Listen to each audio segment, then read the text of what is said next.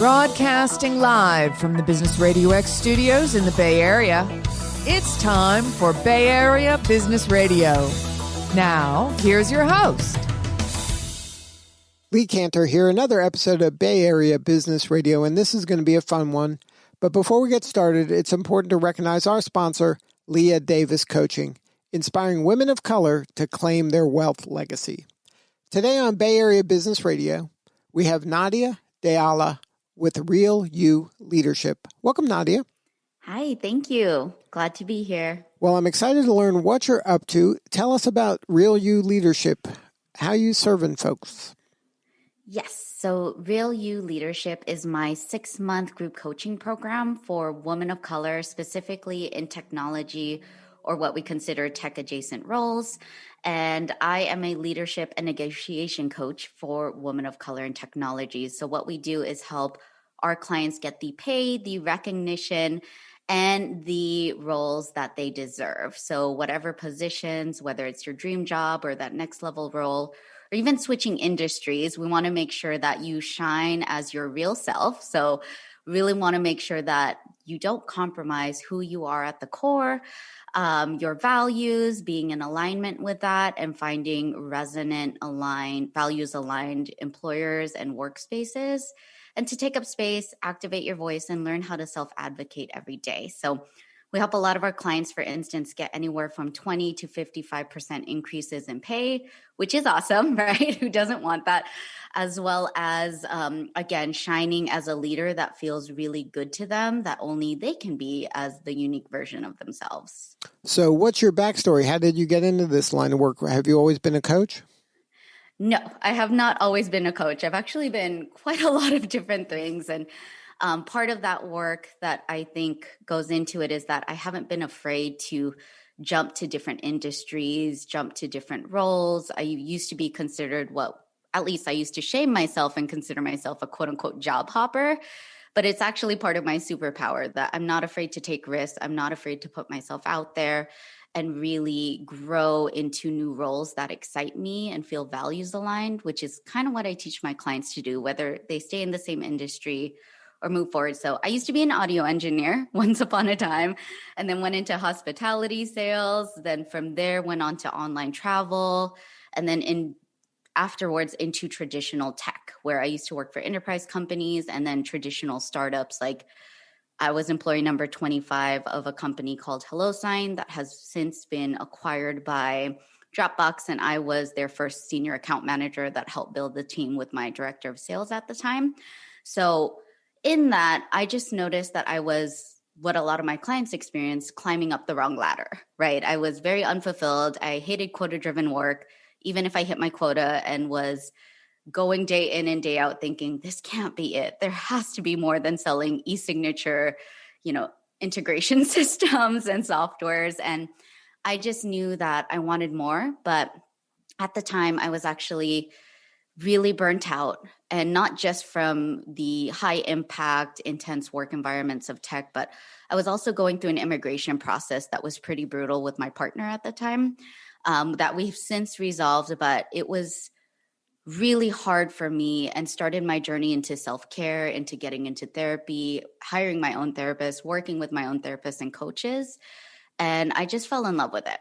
At some point, I decided enough is enough, but I still wasn't ready to know what my next steps were. I actually had breakdowns, nervous panic attacks, etc., when I thought of updating my resume or updating my LinkedIn or looking at jobs descriptions would literally make my whole body react. And I would have a breakdown and I would say, this isn't it. I just can't keep jumping to another job. And in the end, when I look back at it now, knowing what I know now and doing the work that I do as a coach, I recognize I was completely not aligned with my values. I was hiding the best parts of myself. I was, just taking it and going through the daily motions, which is a fast road to burnout, honestly, and a fast road to things like not knowing where you're going in your life or being unfulfilled in your work, which is not sustainable for anybody. So I saved up a bunch of money, quit my job without another job, and just simply created space. So something that I know that this helps a lot with my clients is not being afraid of the unknown. It was terrifying. I left a 6-figure tech job and, I'm the daughter of immigrants that I was making more money than my parents combined at the time. So there was a lot of shame and guilt I had to set aside.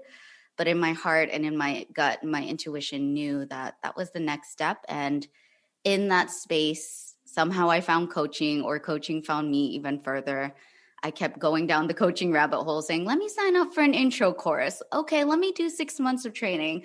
Okay, I still love this. Let me do 6 months of certification. And eventually it turned into, let me start this business because I still don't want to enter the workforce even a year later. Now, do you find that coaching as a service to folks that need it have changed over the years? Like at one point, coaching might have been for just a handful of people, the top executives. Like, you picture like the best players on the team get coaching, not, kind of everybody else. But it seems like there's more of a trickle-down effect where now coaches are popping up for more and more of the team, and the leadership of businesses are seeing the value that coaches provide to help everybody become better. Yeah, that's such a great question. And yes, the answer is yes. I remember when I first took on saying, I am a leadership and negotiation coach for women of color in technology years ago. So many director levels, executive levels would reach out. But what I find that more and more what we call individual contributors, folks who aren't necessarily in leadership positions, or even folks in entry level positions, keep coming through my door. Anybody can be a leader. Anybody can do well and benefit from some additional support, an extra sounding board, a thought partner in your professional growth. And I find that those who gravitate more towards my work, at least, which is quite a lot of women of color, is that they tend to either be entry-level managers or some director-level managers, but really they're not even there to talk about being a director or a manager or an executive. Or I find I get a lot of folks who are individual contributors, like they are software engineers, but not people managers, product managers, but not people managers. But at the end of the day, they come through the door because it's about their own personal growth. It's about moving beyond what scares them. It's about learning how to self-advocate no matter who is in the room. Sometimes it's, even if they are a people manager, they're terrified of saying the wrong thing to their direct reports, or they're terrified of looking quote unquote dumb if they ask a question that is, if they don't know everything and they ask help in their new jobs, even with their peer levels, right? So I find that, yes, everybody can benefit from coaching. Everybody is starting to get coaching, regardless of what level in the quote unquote hierarchy of the workforce you're in. Right. And the coaching for some people who may not be able to afford an actual coach that is kind of asking them hard questions or opening their mind to different opportunities or different ways to do something. It might be reading books about it, or, I mean, they're very hungry for this kind of information. People are always looking for this kind of insight.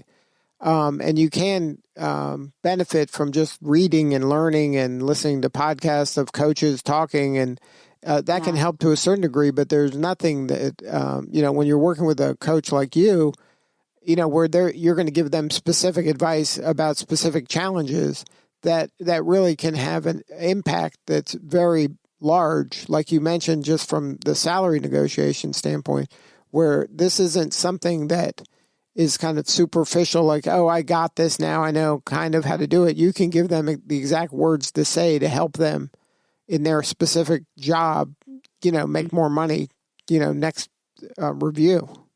Yeah, absolutely. I mean, we have scripts, templates. So in Real You Leadership, our program, it comes with weekly live coaching sessions. We give recordings for every single session. So even if you miss one, because everybody's got a pretty big schedule, or some people are mothers doing social distance learning, or even just regular mother duties that come up, it just is meant to be with your flexible schedule. So We also do critiques. So any negotiation scripts, we will absolutely do critiques, whether in our online community or in pre-recorded critique calls that we offer every single week. And we also have in our coursework, we have a 9-module coursework that's growing with more content. We have all these templates on things to say.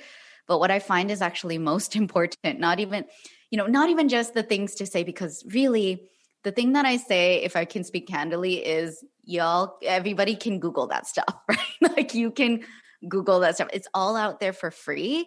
Like you said, podcasts will tell you, a coach will tell you in a podcast or in their free resources or in a blog post. There's all these resources out there that tell us what to do, but there's a reason why women who work with me in their 20s, 30s, 40s, and even 50s that come along are still scared to self-advocate or have never negotiated a day in their life, even with all of those books and free resources out there. And I find that the most important part of the coaching container is that we hold you and work through any mindset blocks, which are basically what I call inner haters, quote unquote, those self-sabotaging thoughts that keep you playing small, and work through finding the courage to do it scared, right? And to do the things scared, negotiating, asking for a promotion, daring to say, I actually want 50% more than what you're offering me, et cetera, is a really scary thing. So I find that the group container is also really beneficial to whether or not you succeed or you fail, or it's an ongoing conversation, because negotiations can be a series of conversations, not just a one and done thing. We hold you in that container with our coaching team and our community. And I think that's really where the juice is, not just feeding you what you should do, but just holding you as you move through your biggest fears and do it. Right. The support and accountability. Yeah. Now, I'll never forget an interview I did with a woman recruiter a few years ago. And she said that when she headhunts people for jobs, when she goes to a guy, they push back when it comes to the salary. And a woman typically says, great. And they just say, thank you. And they don't, they don't push back. But a guy, their instinct is to push back. And it was very frustrating for her because she's a woman. Yeah. And then she's like, why are women kind of aiming low? Why aren't they, just asking for something? The something is there to be had if they ask. Yep. And I was shocked because I was on the show, but they were the experts, and I kept asking questions about it because I couldn't believe that was true. Yeah. And she's like, "That's how this is what I do. I recruit people. This is what I found." And it's sad that a woman feels that they should just be grateful for the opportunity and not go for what they can get when the opportunity is there.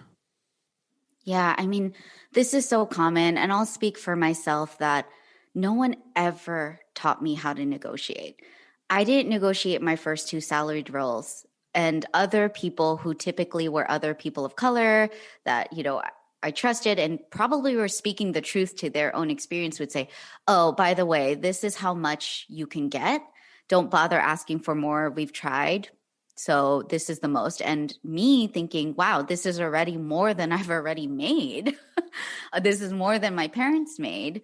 Then that's what I'm going to say yes to, right? So I didn't negotiate my 2 salaried roles. When I finally did get the sense to, okay, I need to push back and negotiate. I want more money than this. I did all the wrong things. I did everything wrong. I said what my existing salary was. I said what my, 401k match was, what all my benefits were. I laid it all out on the table, which, by the way, anyone listening to this, you don't have to give your existing salary. It's illegal in most states. But for folks to ask you candidly for that. But at the time, what really kicked me into gear and kicked my butt into recognizing this is in me is because of what you're saying. Like, we don't have equitable systems yet. So until organizations can find ways to be more transparent about their pay bands, their salary bands, and really put the actual job range and pay range and what they have budgeted for these roles online in their job descriptions, or be candid about it, we do have to learn how to advocate. So what really kicked me into gear was when I found out that a white male counterpart that I helped hire on in one role was making over $20,000 more than me. And yes, they had more experience, but I was senior in that role. I helped build the team. I helped build the processes. And I found out, not even through doing market research and asking for transparent pay to help me in my upcoming performance review, I found out on accident by this guy just simply complaining, love him to death, but he was complaining thinking we were equal and saying, they don't pay us enough. X amount of dollars is not enough. And I'm just frozen in my place thinking there, wow, I'm not making that. They definitely don't pay me enough.